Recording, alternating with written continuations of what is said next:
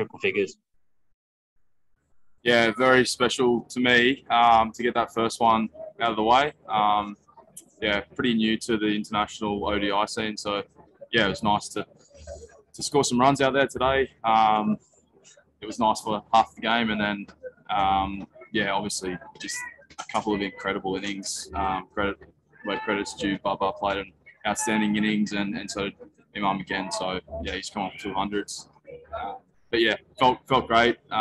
Felt like 350 was definitely defendable, but yeah, like I said, credit where credit's due. They've done it beautiful. How did you feel like you guys bowled, and had you kind of ever seen, I guess, batting like that in a run chase before? Was it another level, mate? Yeah, like I think the wicket's definitely pretty conducive to scoring some runs. So it was very tough to bowl on. Tried to find our length. We tried a few different things. Not much seemed to work. But yeah, like I said, there was just a couple of amazing knocks there, and yeah, unfortunately, it just didn't go our way tonight.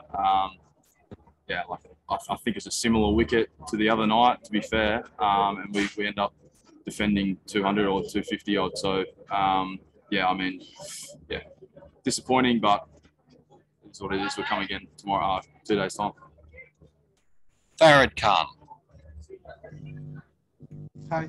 As you said, 350 should have been defended, but did at any point, like you thought 350 could have been 370, 375 for Australia? Because at one stage, Australia were looking like scoring 370, 375 runs. Did you hear that? Not really. Sorry, Farad, we can't hear you, mate. That's your volume's really low. We'll go to iPhone. Mel Farrell. Mel? Can you hear me? Hi. Thanks, Cole and Ben. Just before this series, Aaron Finch spoke about the wanting to win the matches and the series, but also wanting to build depth. I just wonder if you've sort of had that conversation, or the sense that this series really is an opportunity for you to be part of that depth in batting with the World Cup coming up next year.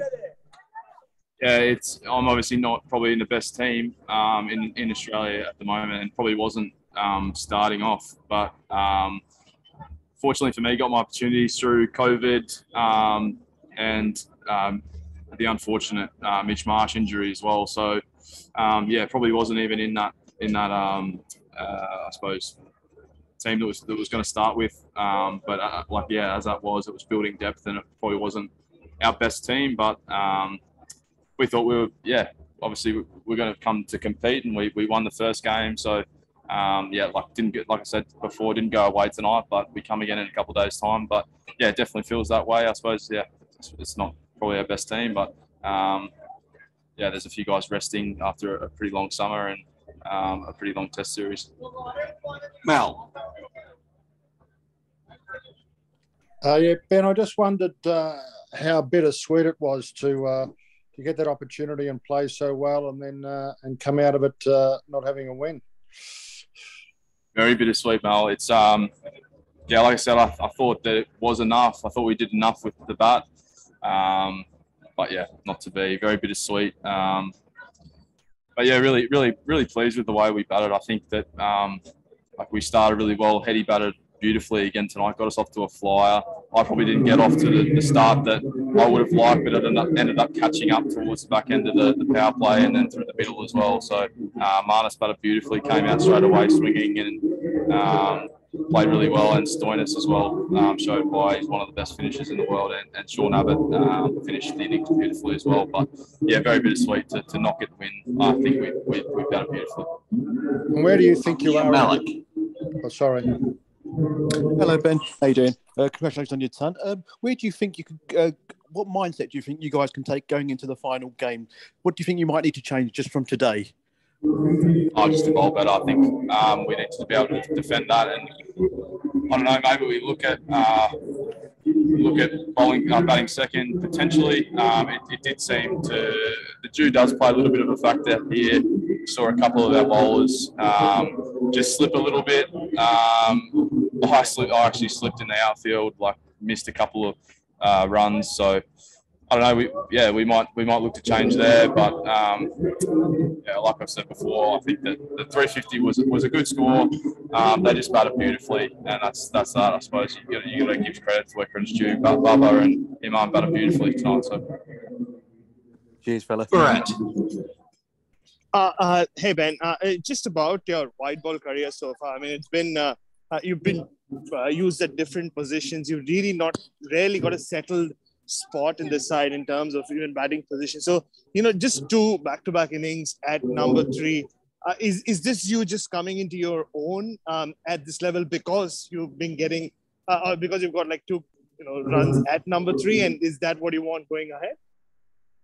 Yeah, I'd love to be in the best team moving forward, but I reckon I probably wasn't in the starting 11 to begin with, and then got my opportunities through the injuries with Mitch Marsh and COVID cases. So, really good to get an opportunity, and even better when you probably weren't supposed to be in the playing 11, but take these opportunities when they come. So when they present themselves, I've had a lot of opportunities in international cricket now. I think I've played over nearly 30 games of international cricket, so it's really nice to sort of start seeing some results for the hard work they've been putting in with I suppose a 50 in T20 series against Sri Lanka.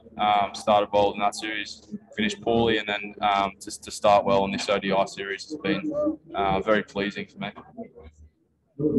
Adrice Malik. Thank you, Cole. Was there any discussion when there was a break time that Pakistan can chase this big target, or you people were feeling easy? I think that we always thought that they could chase the score. Bubba, he batted beautifully. I think he was striking at over 120, I think. So, the run rate just sort of kept the same the whole innings. They just kept hitting a boundary early in the over, and it was just really hard to stop. It was, like I said, a bit dewy out here tonight. And they just stayed on top of the run rate the whole way through, really. And then they finished it off beautifully in style. They had a couple of sixes and fours to finish. But we always thought that they could chase it down. We weren't getting complacent. That's for sure. I think we tried a few things. They just didn't work for us tonight.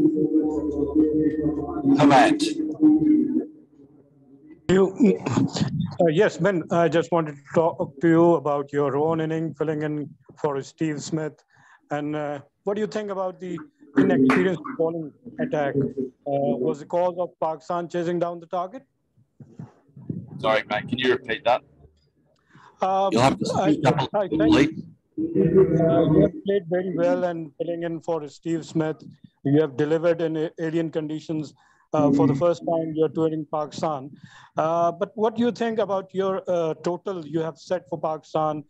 Is it because your bowling attack is inexperienced? That's why Pakistan chased down the target? No, I don't think that's the case. I think our batting lineup, there's a few inexperienced players, I suppose, as well. But you've got to step up. I think we've got the depth to fill in for those guys when they're away. Like I said, it wasn't our night tonight. We batted well. I think we structured the innings beautifully.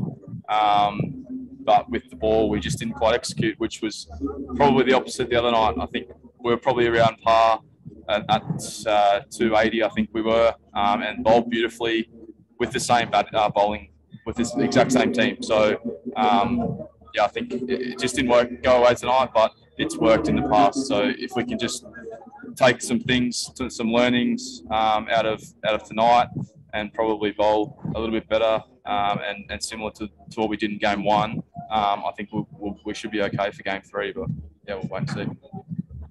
Shabazz.